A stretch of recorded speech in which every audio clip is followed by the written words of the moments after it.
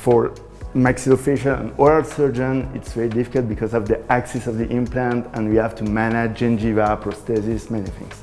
So to master this kind of technique, it's very important to have one course with live surgeries, with hands-on workshop, and after this to watch some surgeries and doing some surgeries together, and after this doing the first surgery monitored and followed by a mentor.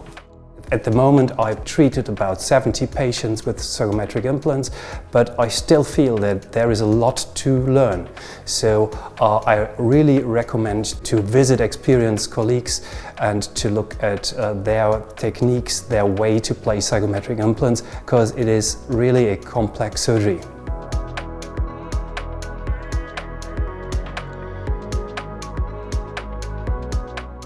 Usually the children, they do not need zygomatic implant because they have their teeth. But when they are old and they have lost all their teeth because the maxilla is never excellent in cleft lip and palate, of course to use zygomatic implant is really an indication.